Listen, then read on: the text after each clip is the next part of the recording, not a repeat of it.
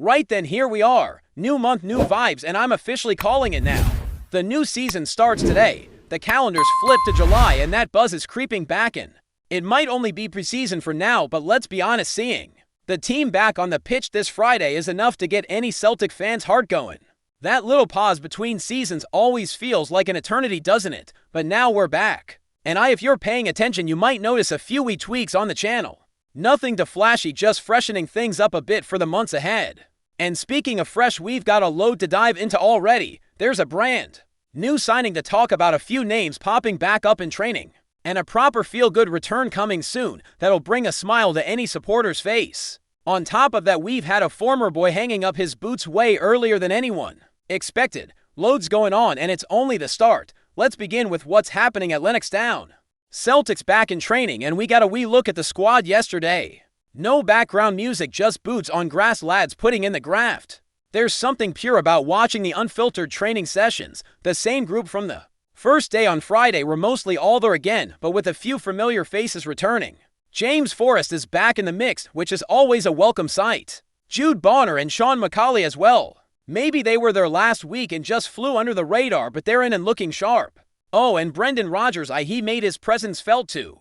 He wasn't around on the first day, possibly off finalizing a signing or two, but he showed up, gathered the boys into a huddle, and made it clear. The mentality starts here. Preseason isn't just about fitness, it's about setting the tone, building the mindset. You could hear snippets of him talking to the players, hammering home that point. It's all about getting locked in early. Now the squad that's training just now will be the one facing Queen's Park on Friday. Expect a youthful side, loads of academy talent with a few senior names sprinkled in. Think Callum McGregor, James Forrest, maybe even Nicholas Kuhn. Hopefully we'll get a look at Sean McCauley too, because he's one that's had eyes on him for a while now. The full squad, or the rest of it at least, are set to link up after Friday. They won't be involved in that first game, but they're coming.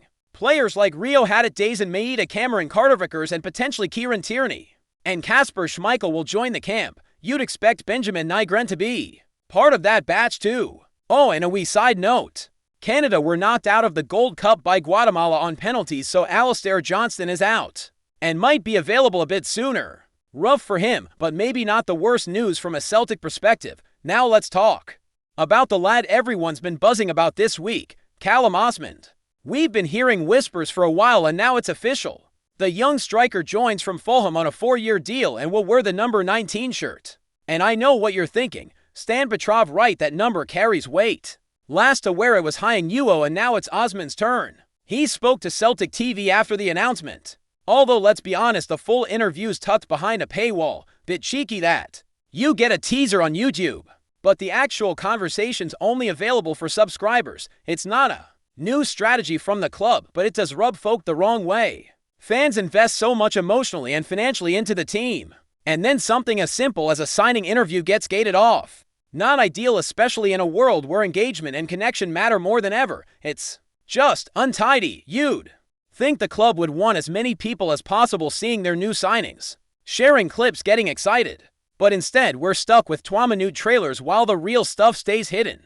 That said, Osman came across well, confident but not cocky. There's a difference. He's got that sort of self-belief you often see in young English players. A bit of swagger, but not over the top. Scottish lads, in contrast, often come through more reserved.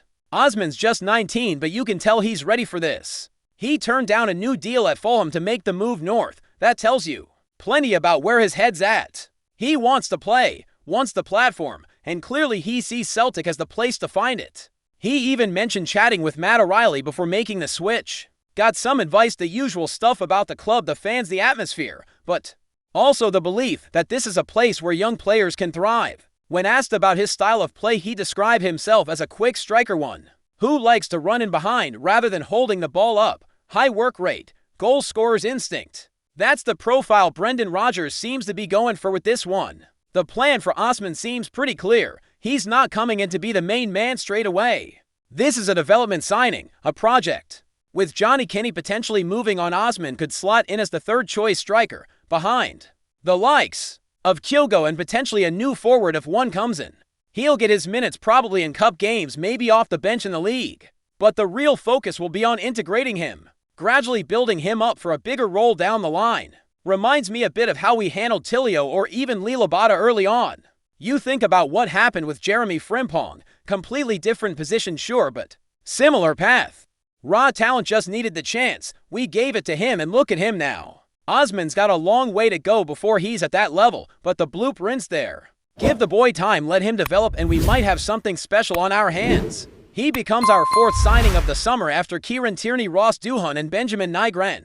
Now I know some supporters have been a bit underwhelmed with the window so far. There's been a bit of grumbling in the comments questioning whether we're doing enough to strengthen the first team, and listen, I get that. You want signings who walk straight into the 11 and make an impact, but not every transfer needs to be that. Brendan Rodgers has been pretty clear about the striker setup he wants, to top options and a young talent to develop. Osman fits the third role perfectly. As for Duhan, he was a necessity. Backup keepers might not be glamorous, but they're essential, and Nygren, I rate that signing. He's still young, got loads of potential, and can offer something different. Even with Hayato Aramura, there's a feeling that he might not be the big center back signing we're waiting for. Could be a project as well or a depth option. Some thought he might play left back, but I doubt that. Hasn't featured there in over a year. Still, will know more soon, because his current club Albirex Niigata confirmed yesterday that he left the team on June the 20th to prepare for a move abroad. He even left a farewell message for the fans thanking them for their support and confirming his next step. Also saw that Matthew Anderson has left Celtic heading to KV Kortrijk in the Belgian second tier. That's 3 departures now alongside Scott Bain and Joey Dawson. In other news, and this one's a bit sad, former Celtic player Charlie Masanda has officially retired from football at just 28 years old. Sounds like injuries, particularly a nasty knee issue back in 2019, derailed things for him. He missed nearly 3 years, which is brutal. There was so much hype when he came to us on loan from Chelsea. Never quite worked out, but he gave us that brilliant assist for Callum McGregor against Zenit. That goal, seriously underrated.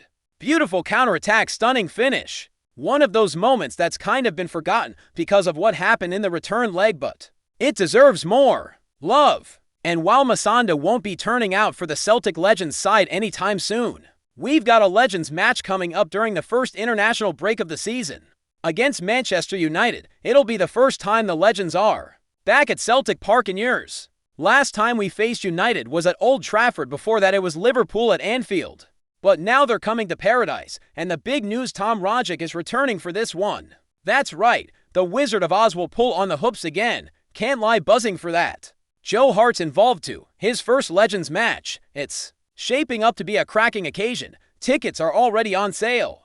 £18 for adults, $9 for concessions, and it's all going to charity, of course. Specifically the Celtic Foundation's Paradise Pit Stop project. If you're not familiar with it, they provide warm meals and drinks for days a week in a safe, welcoming space for those in need. It's about more than just food. It's community support and dignity, genuinely brilliant work from the Foundation. And events like this go a long way in keeping those efforts alive. So yeah, lots happening. We're just days away from the first match of the new season. Pre-season or not, it's Celtic back on the pitch, and that's all that matters.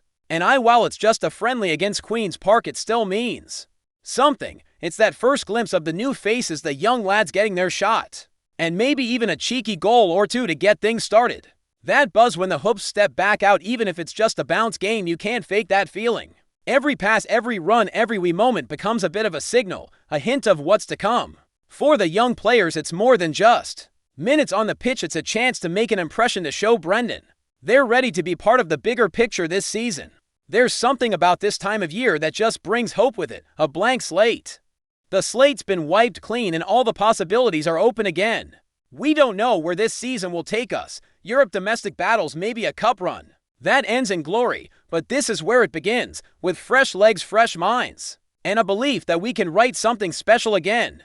The transfer window's far from done, and no doubt there'll be more drama, excitement, and probably a few more debates over signings and who should start where. But for now, it's just good to have Celtic back, to see the ball rolling literally, to know that soon we'll be filling the stands singing loud, and following this team through every twist and turn, and who knows, maybe Callum Osman's name becomes one of those we're all chanting before long. Maybe there's another gem just waiting to shine. That's the beauty of it. It's all ahead of us. Before we proceed, subscribe to our channel and enable notifications to receive all exclusive news about Celtic FC. Don't miss any details about your favorite team. It's extremely important for Celtic FC fans.